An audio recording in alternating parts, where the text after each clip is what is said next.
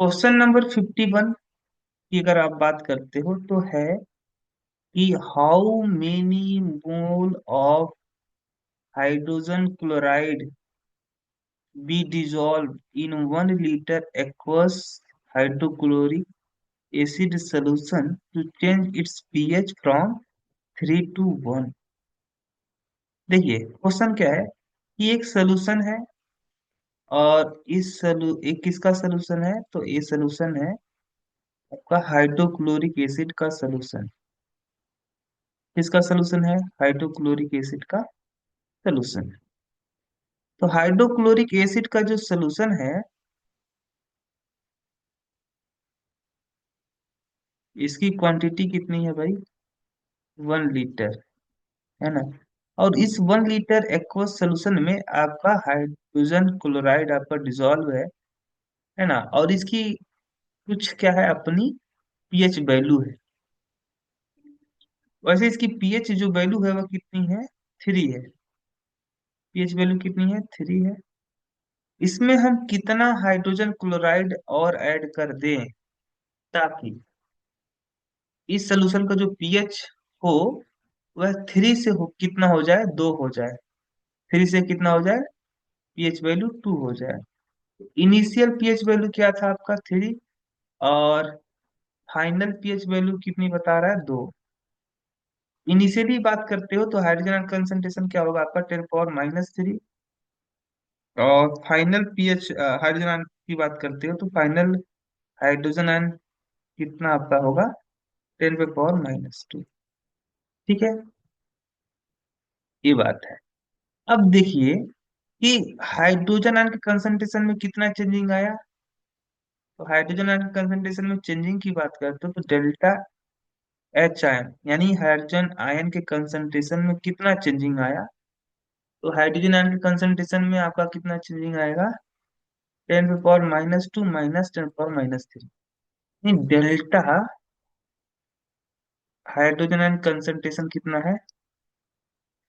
10⁻², 1 - 10⁻⁻1 यानी 0.9 into 10⁻²। Delta H ion की बात हो रही है। ठीक है। अब क्योंकि मुझे कितना बढ़ाना है हाइड्रोजन आयन, मुझे इतना मोल पर लीटर एच आयन मुझे बढ़ाना पड़ेगा, तब जा करके पीएच जो होगा वह 3 से 2 होगा मोल पर लीटर, है ना। मोल पर लीटर। अब चूंकि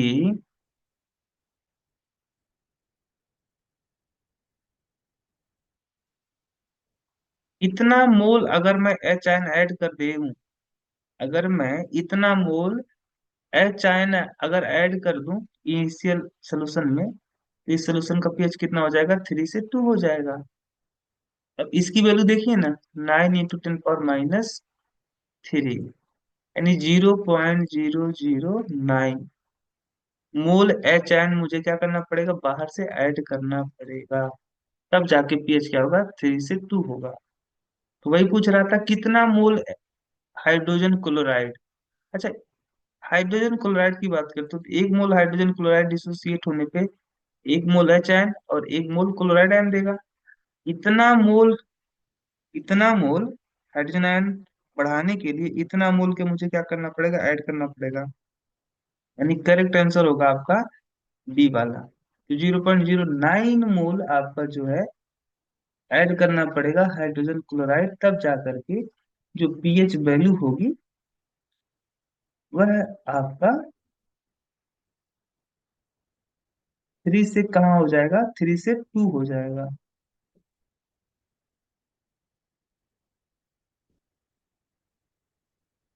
ठीक है, अगला क्वेश्चन है भाई। क्या है अगला क्वेश्चन? क्वेश्चन नंबर 52 के बारे में बात कर रहे हैं हम लोग। क्वेश्चन नंबर 52 है कि a certain buffer solution contains equal concentration of X negative and HX। एक कोई बफर सॉल्यूशन है, क्या है? एक कोई बफर सॉल्यूशन है, और इस बफर सॉल्यूशन, ये जो बफर सॉल्यूशन है, इस बफर सॉल्यूशन में जो एक्स नेगेटिव का कंसंट्रेशन है, उतना ही कंसंट्रेशन किसका है, एच एक्स का है। और केबी दिया है, केबी, केबी यानी बेसिसिटी जो कांस्टेंट दिया है उसकी वैल्यू दिया है फॉर एक्स नेगेटिव। किसके लिए है, एक्स नेगेटिव के लिए है 10 पे पावर माइनस 10। केवी की वैल्यू जो दी गई है वह है आपका एक्स नेगेटिव के लिए 10 power minus 10। The pH of the buffer is, एक चीज सोचिए कि जो एच एक्स है वह क्या है, एक एसिड है। और इस एसिड से अगर मैं क्या करूं, प्रोटॉन को रिमूव कर दूं, तो हमारा क्या बचेगा, एक्स नेगेटिव। और एसिड, किसी भी एसिड से अगर प्रोटॉन हम रिमूव कर देते हैं तो जो स्पीसीज बनता है उसे क्या बोलते हैं, कॉन्जुगेट, कॉन्जुगेट बेस बोलते हैं, है ना। अब इस कॉन्जुगेट बेस का जो बेसिसिटी कांस्टेंट है, अब चूंकि ये जो कॉन्जुगेट बेस है, अगर ये क्या होगा, वाटर में, वाटर के संपर्क में आएगा तो क्या करेगा, इस वाटर से प्रोटॉन को एक्सेप्ट करेगा, और क्या हो जाएगा, एक्स ए हो जाएगा, और प्लस ओ एच आयन आपका प्रोड्यूस होगा। अब इसके लिए केबी की वैल्यू अगर मैं लिखूं तो क्या हो जाएगा, ए एक्स इंटू हाइड्रोक्साइड का concentration divide by X negative into H2O का कंसंट्रेशन। और H2 का, क्योंकि H2O एक्सेस में होता है, इसीलिए H2O के कंसंट्रेशन में कोई भी चेंजिंग नहीं आती है। तो यहाँ पे H2O के कंसंट्रेशन की जगह पे हम लोग 1 लिख सकते हैं। तो केबी की वैल्यू ये आई, हाँ लो इक्वेशन आपका फर्स्ट हो गया। केबी की वैल्यू क्या हो गई आपकी, ये जो आपका आया है इक्वेशन, इक्वेशन फर्स्ट है। ठीक है। और अगर मैं बात करूं, ये जो एच एक्स है, अगर ये डिसोसिएट हो तो किस तरीके से डिसोसिएट होगा, एच आयन प्लस ए नेगेटिव आयन। अब इसके लिए मैं अगर एसिडिटी कांस्टेंट लिखूं तो एसिडिटी कांस्टेंट इक्वल टू जाएगा एच आयन कंसंट्रेशन इंटू ए नेगेटिव आयन का concentration divide by H A. अब मैं इस इक्वेशन 2 है, अब इक्वेशन फर्स्ट एंड सेकंड को अगर मैं मल्टीप्लाई कर दूं, यानी के ए इंटू के बी, क्या हो जाएगा, एच आयन का कंसंट्रेशन, ए आयन का concentration divide by H A का कंसंट्रेशन इंटू ए एक्स का कंसंट्रेशन इंटू हाइड्रोक्साइड का concentration divide by X negative का कंसंट्रेशन। यही हो जाएगा।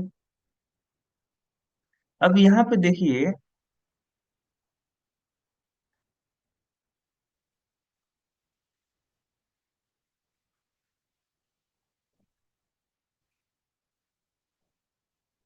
यहाँ पे देखने वाली बात यह है,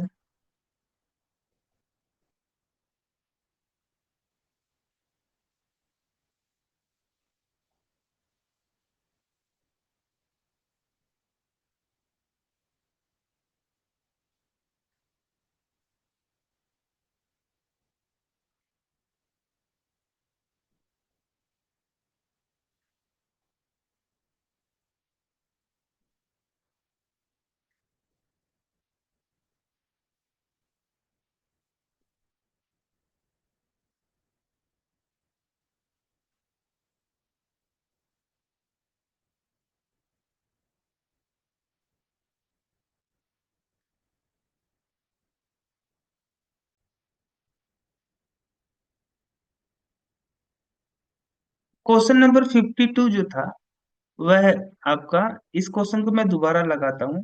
कैसे, कि कह रहा है कि a certain buffer solution contain equal concentration of x negative and H x. मान लीजिए कि एक आपका सॉल्यूशन है, और इस सॉल्यूशन कैसा है, बफर सॉल्यूशन है। कैसा सॉल्यूशन है, बफर सॉल्यूशन है। और इस बफर सॉल्यूशन में जितना कंसंट्रेशन आपका एक्स नेगेटिव आयन प्रेजेंट है, इस सॉल्यूशन में प्रेजेंट एक्स नेगेटिव आयन का कंसंट्रेशन और एच एक्स का कंसंट्रेशन दोनों क्या है, सेम है। ठीक है, इन दोनों का कंसंट्रेशन क्या है, सेम है। और साथ ही साथ जो बेसिसिटी कांस्टेंट दिया गया है फॉर एक्स नेगेटिव, वो कितना है, 10 पे पावर -10 है। अब मुझे बताना है कि इस बफर सॉल्यूशन का पीएच कितना होगा, है ना। चलिए, तो देखिए, आपका जो एसिड है वह क्या है, एच है। तो एच इज ए एसिड, क्या है, एसिड है। और इस एसिड से अगर मैं प्रोटॉन को रिमूव कर लूं तो बचेगा क्या, एक्स नेगेटिव। यानी x negative is conjugate base, है ना। और अगर यह कॉन्जुगेट बेस आपका वाटर के संपर्क में आए तो क्या करेगा, एक कॉन्जुगेट बेस इस वाटर से प्रोटॉन को एक्सेप्ट करेगा और बनाएगा H+ हाइड्रोक्साइड आयन। अब इस इक्वेशन के लिए अगर मैं एक कांस्टेंट, एक, चूंकि ये क्या है रिएक्शन, ये रिएक्शन एक रिवर्सिबल रिएक्शन है, और इस रिवर्सिबल रिएक्शन के लिए जो मैं इक्विलिब्रियम कांस्टेंट लिखूंगा वह क्या कहलाएगा, बेसिसिटी कांस्टेंट, क्योंकि यह बेसिक जो बेस है अब प्रोटॉन को एक्सेप्ट कर रहा है। तो इसके लिए अगर मैं इक्विलिब्रियम कांस्टेंट को केवी से लिखूं, केवी इक्वल टू हो जाएगा, बेसिसिटी कांस्टेंट इक्वल टू हो जाएगा H इंटू हाइड्रोक्साइड आयन का कंसंट्रेशन डिवाइड बाई एक्स का कंसंट्रेशन।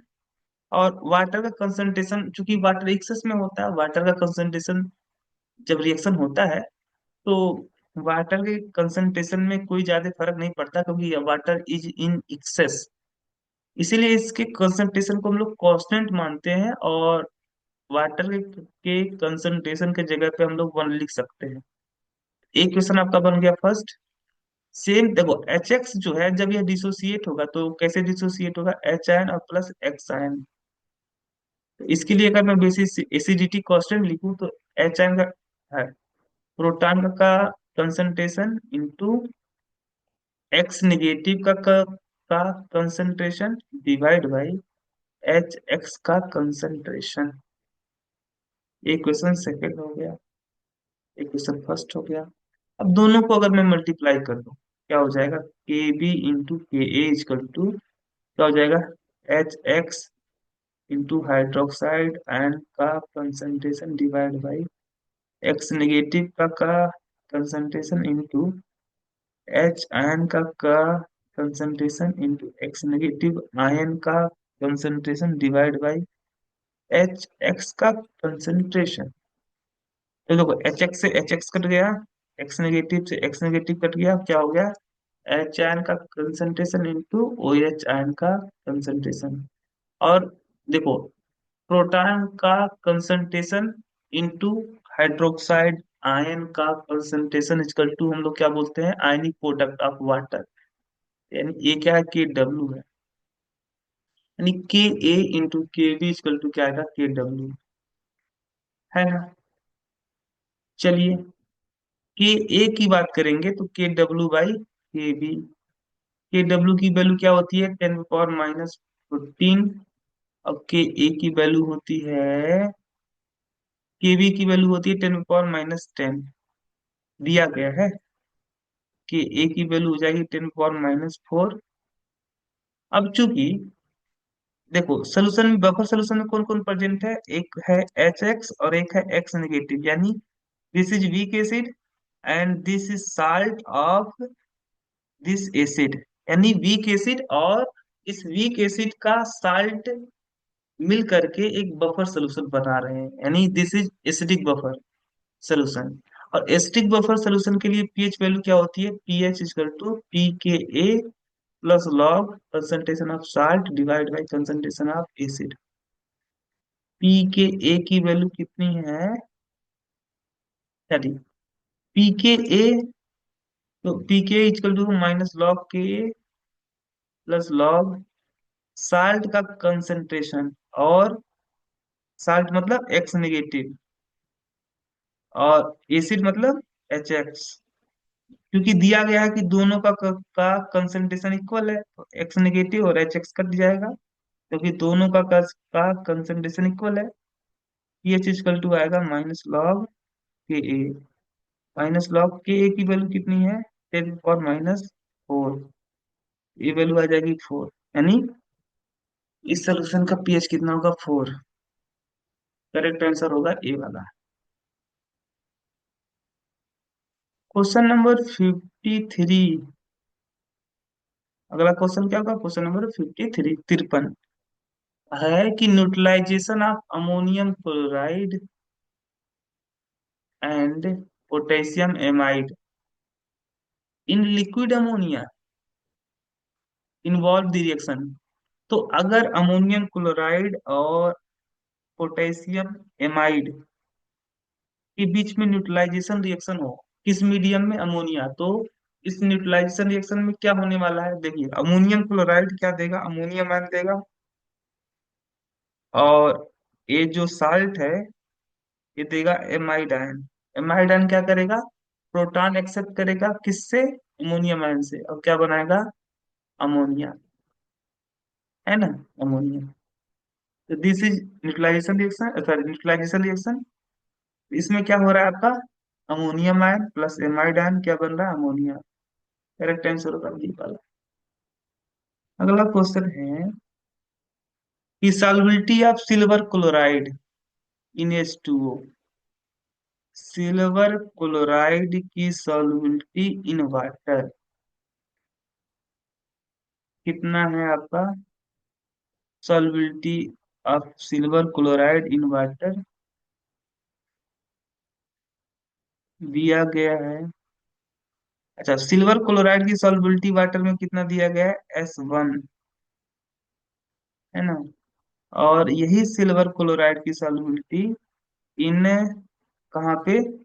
0.01 मोलर सोडियम क्लोराइड में कितना दिया गया है? S2। और ये इसी सिल्वर क्लोराइड की सॉल्युबिलिटी 0.01 मोलर कैल्शियम क्लोराइड के अंदर कितना दिया गया है? S3। और इसी सिल्वर क्लोराइड की सॉल्युबिलिटी 0.05 मोलर सिल्वर नाइट्रेट में कितना दिया गया है? S4।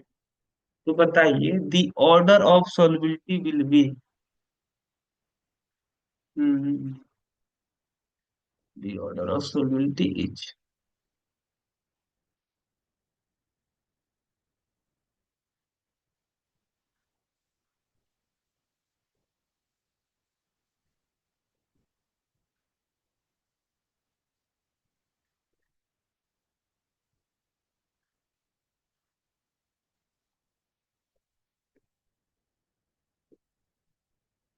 अरे सिल्वर क्लोराइड क्या है? सिल्वर क्लोराइड इज पार्शियली या पार्शियली सोल्यूबल, सोल्यूबल साल्ट है। यानी जब इसे वाटर में डिसोसिएट करोगे तो यह कुछ इस तरीके से डिसोसिएट होगा।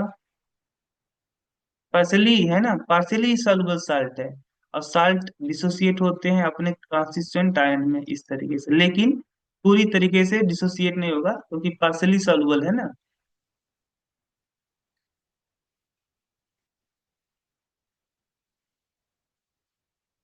अच्छा,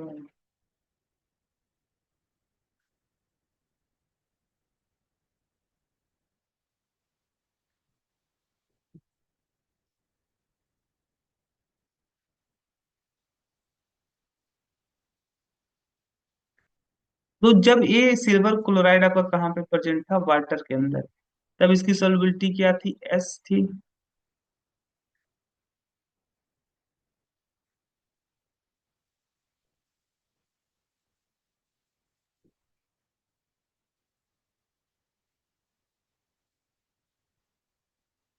अगर इसकी सॉल्युबिलिटी एस है तो एस मोल क्या मिलेगा? Silver ion. और एस मोल क्या मिलेगा? Chloride ion.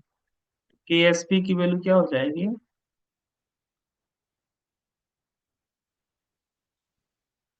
के एस पी की वैल्यू हो जाएगी एस इंटू एस, यानी एस स्क्वायर।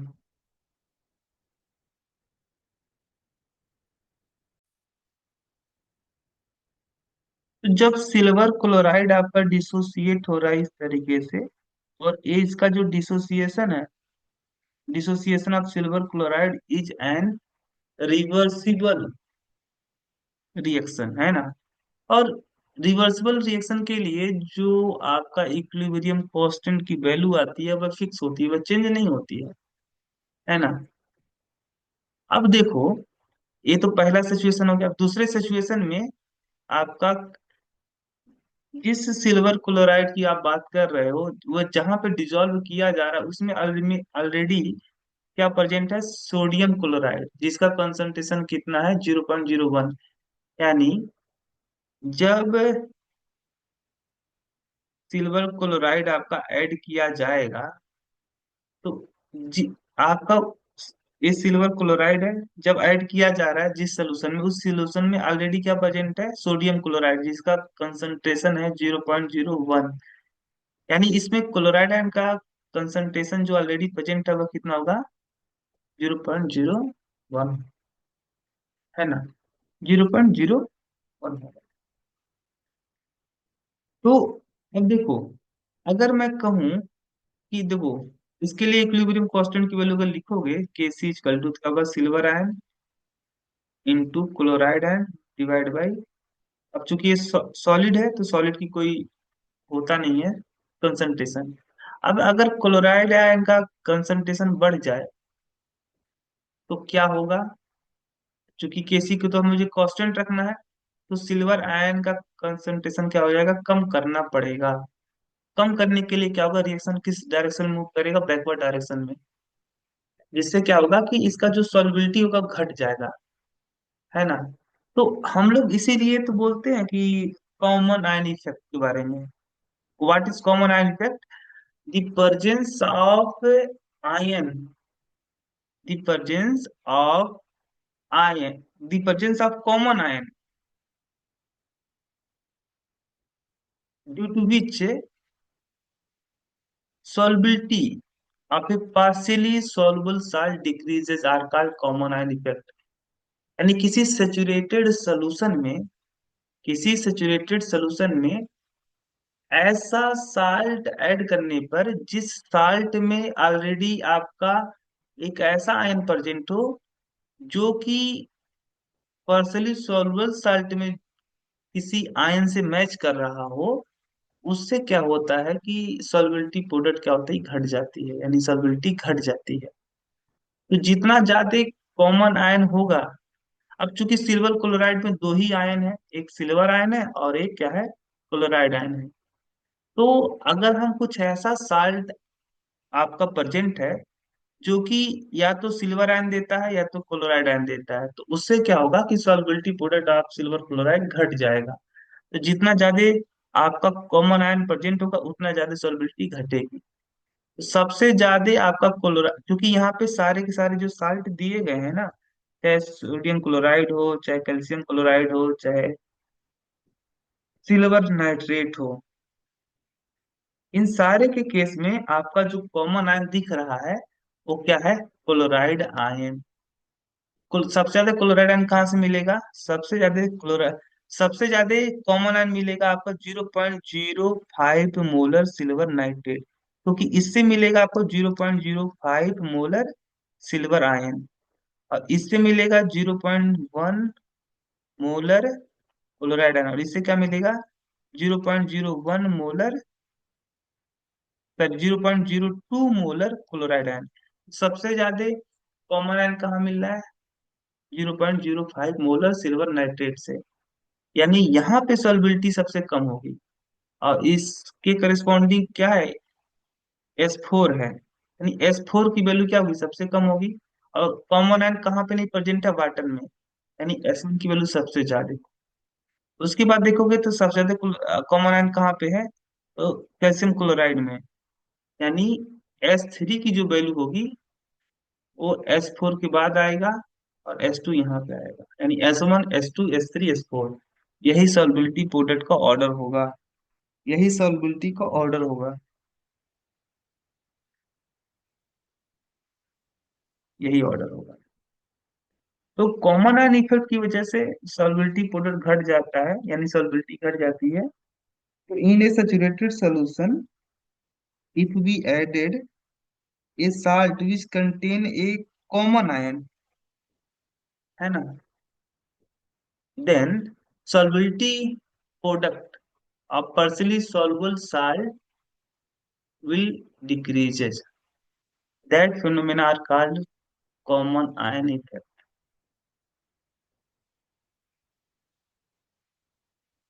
क्वेश्चन नंबर 55 की बात करोगे। क्वेश्चन नंबर 55 है कि कोई आपका साल्ट है जिसका फॉर्मूला है A2X3 और इसकी सॉल्युबिलिटी है y मोल पर डेसीमीटर क्यूब। डेसीमीटर क्यूब का मतलब हो गया आपका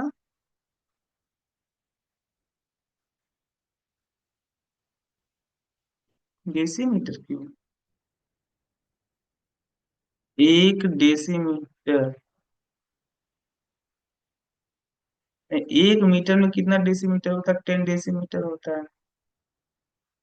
है ना। और एक metre cube equal to 1000 litre होता है। एक मीटर, एक मीटर की जगह 10 डेसीमीटर रख देते हैं, whole cube equal to 1000 litre. ये होगा 10 power 3 decimetre cube equal to 1000 litre.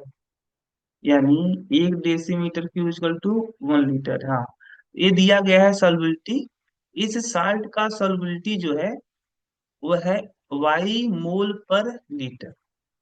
मुझे क्या बताना है? सॉल्युबिलिटी पाउडर बताना है। तो जब ये डिसोसिएट होगा, जब ये डिजॉल्व होगा, तो कुछ इस तरीके से आयन में टूटेगा। 2N पे 3 पॉजिटिव चार्ज और +3X पे 2 नेगेटिव चार्ज, इस तरीके से। अगर इसकी सॉल्युबिलिटी S है या Y दिया गया है तो Y है, इसके एक मोल से 2 मोल मिल रहा है तो Y मोल जब डिसोसिएट होगा तो इसका मिलेगा 2Y और इसका मिलेगा 3Y। अब इसके लिए सॉल्युबिलिटी प्रोडक्ट लिखोगे तो सॉल्युबिलिटी प्रोडक्ट क्या होता है? Solubility product is the product of the concentration of ions to raise suitable power. यानी सॉल्यूशन में, सैचुरेटेड सॉल्यूशन में जितने भी आयन प्रेजेंट है उन सारे आयंस के कंसंट्रेशन का प्रोडक्ट जो होता है वही सॉल्युबिलिटी प्रोडक्ट कहलाता है। तो इसके सैचुरेटेड सॉल्यूशन में कौन कौन सा आयन प्रेजेंट होंगे? एक आयन तो प्रेजेंट होगा ए वाला और एक आयन प्रेजेंट होगा ए वाला। नहीं, आपका जो ए पे 3 पॉजिटिव चार्ज है इसका कंसंट्रेशन, और चूंकि स्टोइकियोमेट्रिक कोफिशिएंट 2 है तो यहाँ पे 2 लगाना पड़ेगा। इसी तरीके से दूसरा आयन है एक्स पे 2 नेगेटिव चार्ज, इसका स्टोइकियोमेट्रिक कोफिशिएंट है 3 × 10⁻³ अब चूंकि ए पे 3 पॉजिटिव चार्ज का कंसंट्रेशन है 2y⁻² और एक्स नेगेटिव का जो कंसंट्रेशन है वह 3y⁻³ तो हो गया आपका 4y² × 27 27 × 4 कितना हो जाएगा? 7×4 = 28, 108। और ये y², y³ correct answer will be D. एक और क्वेश्चन लगा लेते हैं। क्वेश्चन है कि फार पार्शियली या स्प्रिंगली सॉल्युबल साल्ट, एक कोई साल्ट है A³ बी, AB, B³ है ना। The relationship of its solubility product with solubility S is. अब ये जब साल्ट आपका डिसॉल्व होकर के डिसोसिएट होगा तो किस तरीके से डिसोसिएट होगा? Pa पे पावर+Q प्लस Q B पे पावर P-। अगर मान लो इसकी सॉल्युबिलिटी आपकी S है, ए बनेगा आपका PS और ए बनेगा QS। सॉल्युबिलिटी प्रोडक्ट की वैल्यू क्या होगी? कंसंट्रेशन ऑफ A पे पावर+2 पे पावर P और आपका कंसंट्रेशन ऑफ पे Q नेगेटिव चार्ज का पावर पे पावर Q। इसका कंसंट्रेशन कितना है? PS पावर P और इसका कंसंट्रेशन है QS पे पावर Q। ठीक हो गया आपका P पे पावर P एस पे पावर पी, क्यू पे पावर क्यू, एस पे पावर क्यू। ये हो गया आपका पी पे पावर पी, क्यू पे पावर क्यू, एस पे पावर पी प्लस क्यू। कौन सा आंसर मैच कर रहा है भाई? सॉल्बिलिटी कोडेड क्यू बताया गया है एल एस से। एल एस इक्वल टू क्या हो जाएगा? पी पे पावर पी, क्यू पे पावर क्यू, है ना? पी पे पावर पी, क्यू पे पावर क्यू, और एस पे पावर पी प्लस क्यू, यानी सही आंसर होगा बी वाला।